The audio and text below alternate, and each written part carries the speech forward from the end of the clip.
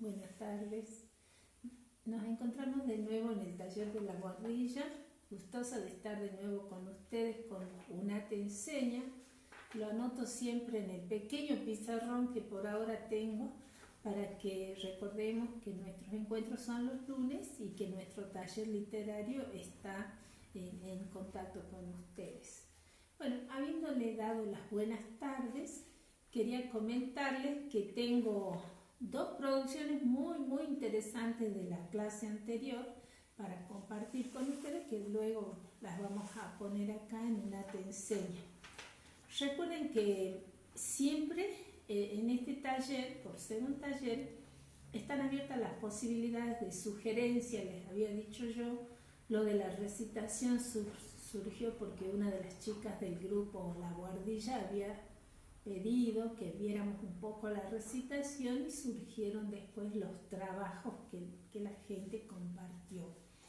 Bien, mirando un poco acá mi programa, ¿sí? El programa de trabajo que presentamos a fin de año, tiene las propuestas de lo que pensábamos desarrollar, pero hubo muchos cambios porque al no ser el encuentro como estaba previsto presencial, entonces vamos haciendo y aprendiendo a hacerlo de manera virtual, ¿no?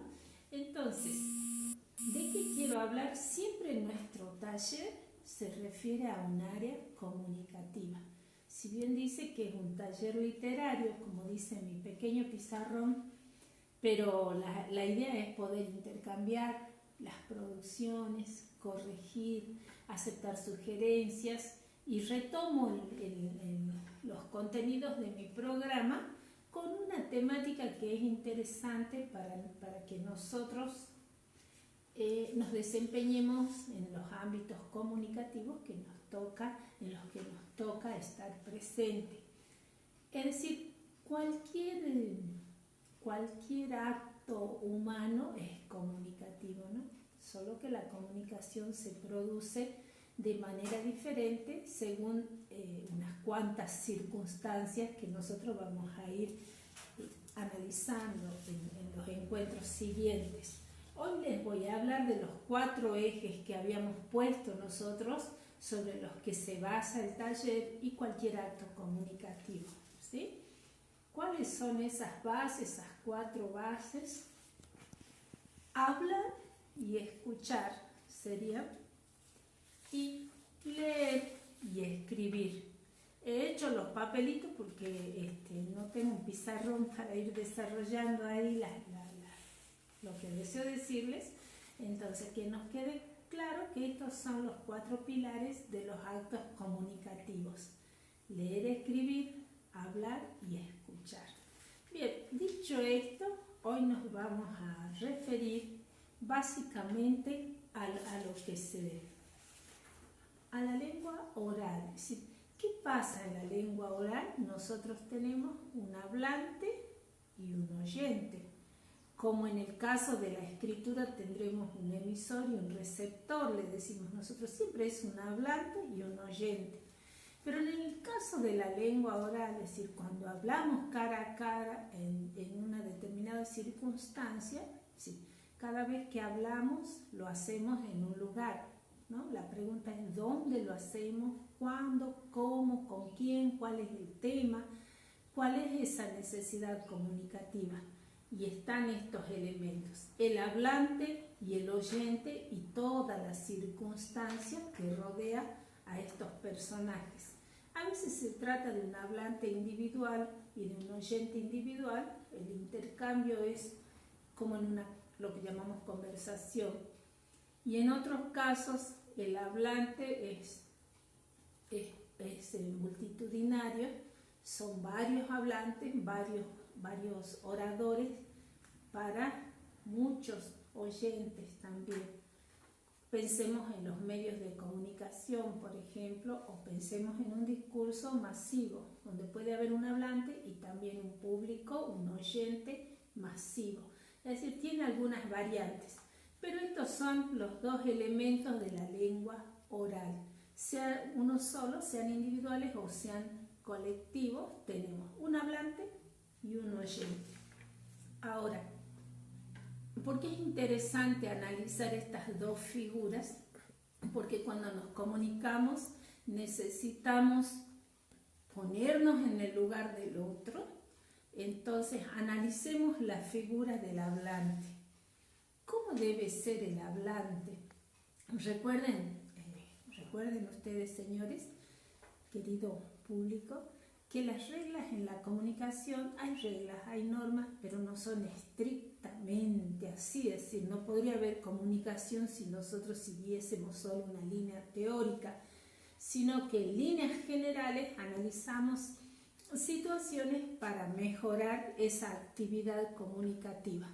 El caso del hablante, ¿sí? Básicamente algunos teóricos coinciden en que el hablante tiene que tener ciertas características para que el oyente pueda prestar atención e interesarse en lo que el otro está diciendo, ¿no? Pero sucede que a veces podemos tener estas clases de hablante y las analizamos para ver si por ahí nosotros tenemos estas características, si la hemos visto, para comprenderlas.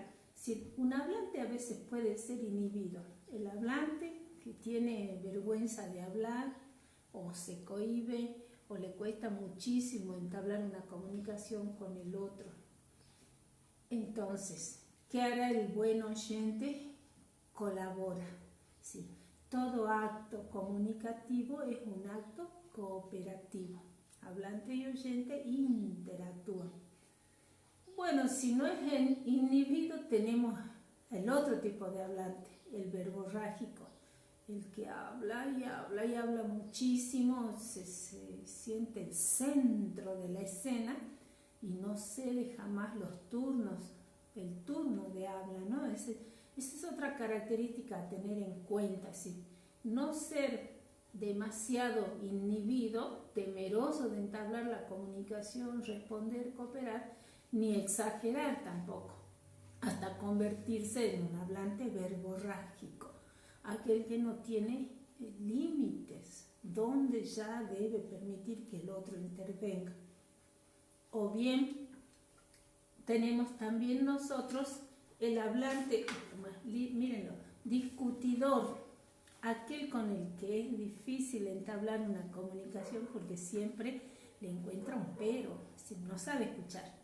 Es un discutidor, si no llegamos a plantearle el tema nosotros cuando ya tenemos acá el problema comunicativo, ¿no? El discutidor. Entonces, ni mucho ni poco, diríamos, serían las normas para entablar una comunicación feliz, como dicen los teóricos. Ni muy miedoso, ni muy estrella, y con mucha paciencia, solidaridad, escuchar al otro. Por supuesto que esto tiene que ver con las características personales, inclusive, ¿no? Es decir, cómo podemos manejar. Pero cuando nosotros conversamos sobre el tema, por ahí nos damos cuenta para cooperar mejor en cada acto comunicativo.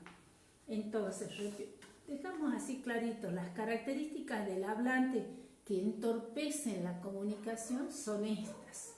Si es muy inhibido, si es muy verborrágico o si no le pone cooperación a su acto comunicativo y es simplemente un discutidor, o sea, le cae mal cualquier planteo que uno le haga.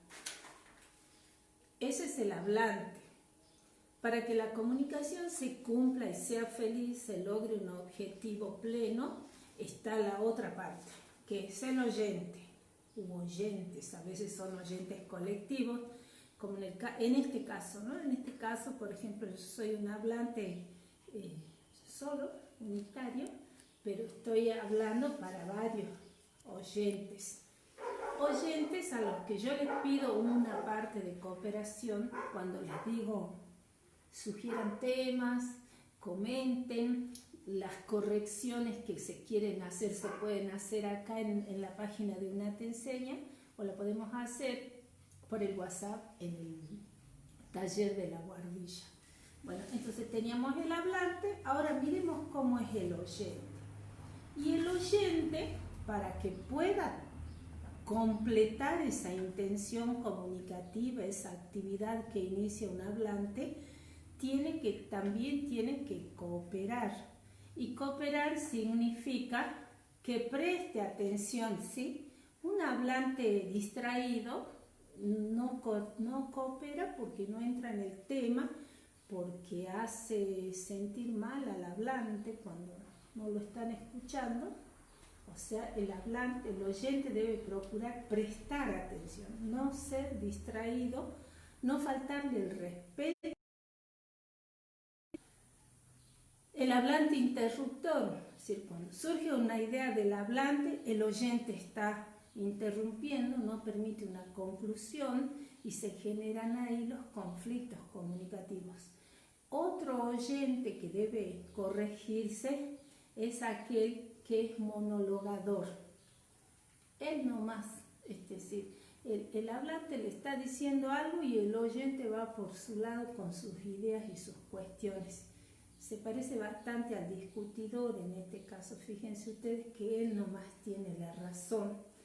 El monólogo no es un acto comunicativo, obviamente, no es pleno. Algunos dicen que las personas hablan consigo mismas y reflexionan, y eso es real. Pero cuando estamos en presencia de un hablante y de un oyente, debemos medir las características de la comunicación, ¿sí? No ser distraído, no ser interruptor y no volverse monologador, estar hablando solo sin prestarle atención al que está a mi alrededor. Bien, estas características que las planteo así como muy tajantes y separadas y con flechitas acá, por ahí se entrecruzan, ¿no? Se encuentra, es decir, un verborrágico, el discutidor también a veces, ¿sí?